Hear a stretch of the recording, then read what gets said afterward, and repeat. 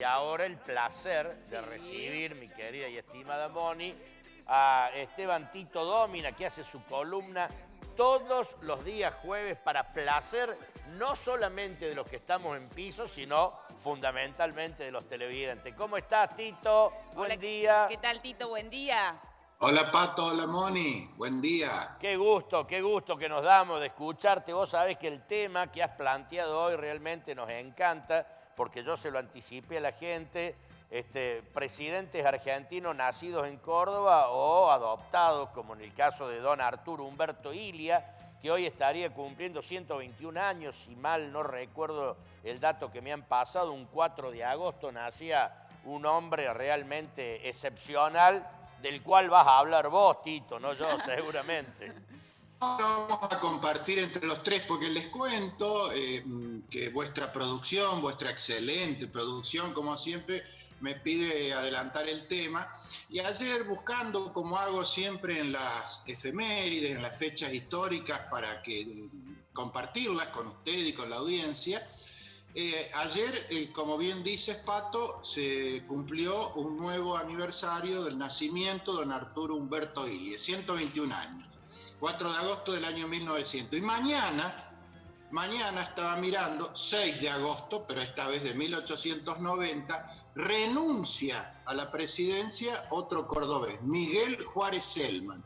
Entonces dije, Arturo Humberto Illia, de una generación, Miguel Juárez Celman, podemos compartir este tema de presidentes cordobeses.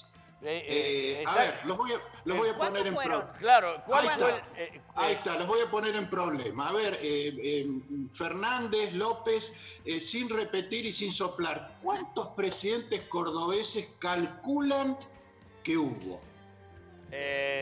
Bueno, a ver, Tito. Así. 4. 4 o 5, O 6. a más tardar 6. Muy bien, muy cerca. 5 en realidad, y en realidad cordobeses nativos 4, como dijo Moni, pero hay un quinto presidente que lo consideramos cordobés por adopción, que es don Arturo Illia, porque él nació en Pergamino, de la provincia de Buenos Aires. Muchos no saben, digamos, porque se lo tiene por cordobés, porque don Arturo pasó muchos años allí en Cruz del Eje como médico, atendiendo a su gente, y bueno, es uno de los nuestros.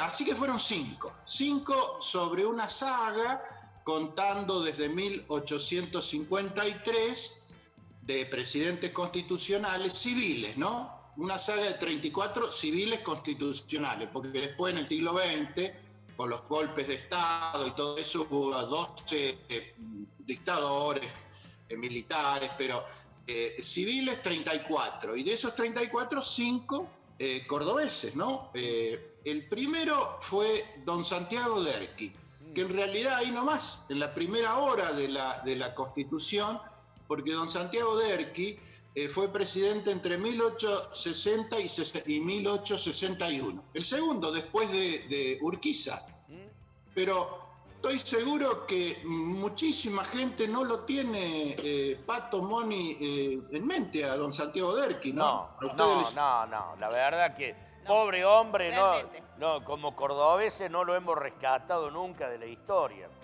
Una asignatura pendiente, así como se está rescatando la figura, felizmente, de Bustos, de Juan Bautista Bustos. Tenemos que hacer un esfuerzo para rescatar la figura de don Santiago Derqui, que apenas en la ciudad capital tiene una calle ahí de unas pocas cuadras, en Nueva Córdoba, y fue el segundo presidente constitucional de la Confederación Argentina. No completó su mandato, y acá les doy otra perlita, ¿no? Fíjense en ustedes que de los 5 presidentes cordobeses, qué curioso, ninguno completó el mandato. Por distintas razones. Fíjense en ustedes. Por ejemplo, Derqui, que fue el primero, esos 2 años que les dije, 60-61, 1860-1861, tiene que abandonar la presidencia después de la batalla de Pavón, una batalla que marcó un hito en la historia argentina, que liquidó el federalismo argentino, aquella que el ganador resultó Bartolomé Mitre, y vino, bueno, ya nos vamos a ocupar de esto en en otras emisiones. Pero el que siguió después en el tiempo, Miguel Juárez Celman, decíamos hace un rato que el 6 de agosto de 1800 renuncia a la presidencia, cuando llevaba 4 años, porque él asumió la presidencia en 1886. Había sido gobernador de Córdoba, Miguel Juárez Celman, del Partido Conservador, ¿no? De esa élite conservadora, era concuñado de Julio Argentino Roca, un poco el líder del conservadurismo de esa época, concuñado porque Roca y Juárez Celman estaban casados con las hermanas Funes, Clara y Elisa Funes. ¿Vieron que ahora al parque Las Heras le vuelven a poner Parque Elisa? Sí.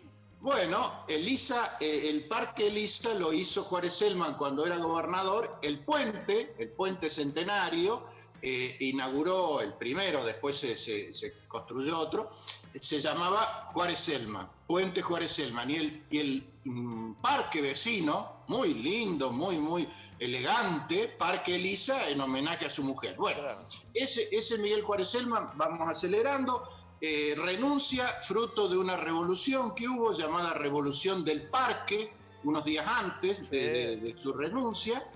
La Revolución del Parque se hizo en contra del autoritarismo, de la falta de ejercicio, digamos, de los derechos democráticos, sobre todo el voto, en fin. La encabezaron esa revolución connotados personajes de la época, Bartolomé Mitre, Leandro Alem, Aristóbulo del Valle, bueno, sí, una movida cívico-militar que no alcanzó a tomar el poder, pero vació políticamente al presidente cordobés, que renunció y ya no volvió a las lides políticas. Y ahí empezó a nacer el radicalismo, si se quiere. Ahí está, muy bien, Pato. El golpe, la revolución del Parque la lleva adelante la llamada Unión Cívica, que era el espacio político que se oponía a ese oficialismo de Juárez Celman. Y ahí nomás, al poco tiempo, se funda la Unión Cívica Radical con Leandro Alem como referencia. Así que ahí nace, ¿no? Y aparece también en escena Hipólito Yrigoyen. Ya nos venimos al siglo XX, ahí tenemos el tercer presidente cordobés, que es José Figueroa Alcorta. Este suena mucho más porque tiene una calle muy importante en Córdoba y tiene más presencia. ¿Por qué no completó el mandato Figueroa Alcorta? Porque era vicepresidente en realidad. Y él ejerce la presidencia después de la muerte de Manuel Quintana, el presidente electo. Figueroa Alcorta, presidente cordobés entre 1906 y 1910. Es el presidente del centenario, el primer centenario, todo esa... cuando tiramos la casa por la ventana en 1910, él era el presidente. Y el país funcionaba bien en esa época, ¿no? Estaba en la economía muy bien. Era uno de los países más ricos del mundo. Estábamos ahí entre los 8, 10 países más ricos. Lo que pasa que ya lo vamos a hablar, Pato, Moni, en otro momento. Sería bueno porque si bien era un muy buen momento en varios aspectos, había mucha desigualdad, porque esa bonanza, ese buen pasar no derramaba, no era, digamos, toda la sociedad la que recibía los beneficios, sino una élite a la que pertenecían estos presidentes, ¿no? Porque hasta 1916, cuando llega Hipólito Yrigoyen, eran todos de esta élite gobernante. Y para redondearte, los dos últimos, ya en la etapa, en el pasado reciente, don Arturo Umberto Illia, 1963-1966, tampoco completa el mandato don Arturo, porque lo derroca el golpe de Estado encabezado por Juan Carlos Onganía, pone en marcha la Revolución Argentina, que dura hasta 1973, y don Arturo Umberto Illia, que había sido vicegobernador de Córdoba, porque tanto Figueroa Alcorta como Juárez Celman habían sido gobernadores de Córdoba, y don Arturo había sido vicegobernador de Santiago del Castillo. Ah, del Castillo, bien. Del Castillo, que sucedió a Amadeo Sabatini, radical, ¿no es cierto? Entre 1940 y 1943, después don Arturo fue diputado nacional, un gran político, un linaje muy recordado. Y el último presidente cordobés, que tampoco completa su mandato porque tiene la renuncia, digamos, en el año 2001, en diciembre, don Fernando de la Rúa, que falleció hace un par de años, ¿no? O sea que fíjense en ustedes, ¿no? 5 presidentes cordobeses a lo largo, desde 1853 a lo largo de la historia hasta hoy, y ninguno pudo completar el mandato. Así que, atención, tenemos que lograr un presidente cordobés que complete el mandato, es una asignatura pendiente. Bueno, es verdad, Tito, claro. Lo que no estamos viendo viene quién se perfila en Córdoba para llegar a tan alta magistratura como ser presidente de la República en este momento. Digo, no avisoro un nombre en Córdoba. Tal vez a lo mejor vos tenés una mirada distinta, pero me parece que hoy por hoy no veo un personaje de fuerza cordobés para que llegue ahí arriba. No sé qué opinas vos. No me metas en lío. Habíamos quedado que esta es una columna de historia, pero pero para no sacarle la cola a la jeringa. Yo creo que el último que manifestó una clara voluntad de llegar allí y recorría ese camino, bueno, tuvo trágicamente un final, que fue José Manuel de la Sota, así que es verdad.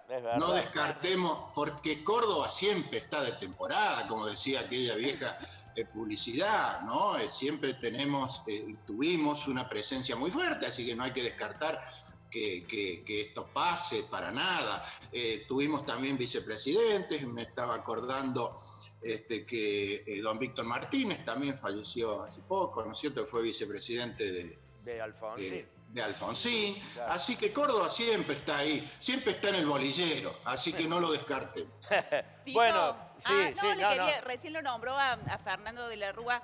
Digo, por allí, más allá de que no nacieron en Córdoba, podemos quizás nombrar o destacar que tuvimos 2 presidentes que fueron egresados de la Universidad Nacional de Córdoba, Menem y de la Rúa. ¿Es así, Tito? Claro, Menem. Y fíjate que Derqui, el primer presidente, había sido profesor titular de la Universidad de Córdoba, y naturalmente Juárez Selman y José Figueroa Alcorta también, abogados egresados de la Universidad Nacional de Córdoba. O sea que la Universidad de Córdoba es una cantera, y a eso, como muy bien señala ahora Moni, don Arturo Ilia se había recibido de médico en Buenos Aires, pero efectivamente Menem había sido compañero de la facultad de Angelós, creo que fue. Ellos habían sido de la misma época, y por eso había una relación personal entre ellos dos, ¿no? Entre Menem y Angelós. O sea que Córdoba siempre, por una u otra razón, siempre está allí, ¿no? Con una clara presencia en los altos niveles del Brevísimamente, para terminar, Tito, te hago esta consulta, y viéndolo desde un lado histórico, por supuesto. Si no lo hubiesen derrocado a don Arturo Humberto Ilia, que estaba haciendo un buen gobierno verdaderamente, que había puesto un presupuesto en educación del 25%, cosa que nunca más igualó ni cerca. Digo, si no hubiese llegado ese golpe nefasto de Onganía, quizás el destino de nuestro país hubiese sido otro en estos momentos, ¿no? Totalmente de acuerdo. Todos los golpes de Estado fueron nefastos. Desde aquel que puso en marcha esta mala costumbre de interrumpir los mandatos constitucionales, que fue en 1930, Pato, y lo redondeó muy rápido, todos fueron malos, y algunos con nefastas consecuencias. El del 55 y ni hablar el del 76, con víctimas. Pero el del 66, donde no hubo este derramamiento de sangre o no costó vidas, las muertes vinieron después, fue el peor de todos, en el sentido que interrumpió lo que podría haber sido una normalización, una restauración democrática en el país. Además, en 2 palabras, la economía funcionaba bien, el país pasaba por un buen momento. Cultural, ni hablar. Algún día lo retomamos, el tema de lo que fue la década del 60, pero ni hablar. Entonces fue muy mala decisión, muy nefasta decisión la de esta cúpula militar, que interrumpió ese proceso y dio lugar a tantas lamentables consecuencias, ¿no? Tito, querido, qué lindo escucharte, cómo aprendemos, qué gustazo. Bueno, te esperamos el jueves que viene, por supuesto, en Pato a la Mañana, y que tengas un lindo fin. Te agrego una última en 10 segundos, 10 segundos. De estos 5 cordobeses que recordamos hoy, otra curiosidad. Una era que ninguno cumplió el mandato y rápidamente. La segunda, ninguno descansa en Córdoba. Sus restos, naturalmente. Santiago Derqui está en Corrientes. Juárez Selman y Figueroa Alcorta en La Recoleta. Don Arturo Ilia, a pesar de que él quiso y deseaba ser sepultado en Cruz del Eje, está también en La Recoleta, en el panteón justamente de la Revolución del 90. Y don Fernando de la Rúa en un cementerio privado de Pilar, en Buenos Aires. Así que otra curiosidad. Y Tito, una consultita. ¿Tenemos una plaza en Córdoba en reconocimiento de estos presidentes? ¿O no? Hay una plaza que se llama de los 4 presidentes, Moni, que cuando vayas por la General Paz y Tablada, donde estaba la vieja Plaza del Caballo, le llamábamos los viejos a cuando estaba ahí Paz, que después se lo trasladó al Parque Autóctono. Ahí la gente cuando pasa ve 4 bustos. Mírenlo cuando pasen por ahí, que nadie sabe qué son. Claro, y son los primeros 4 presidentes. Que muchas veces yo siempre requería que los restauren, que los mantengan en buen estado, porque son los de los 4 primeros. Falta el de don Fernando de la Rúa. Y después también hay algunas calles, ¿no es cierto? Porque Figueroa Alcorta tiene calle, Derqui dijimos una callecita, y Juárez Selman ni eso. Pero tiene un departamento, el departamento de Juárez Selman, que allá de la Carlota, ¿no es cierto? Bueno, Tito, querido. Todos están presentes. Brillante, te mandamos un gran abrazo. Buen fin de. Gracias, Tito.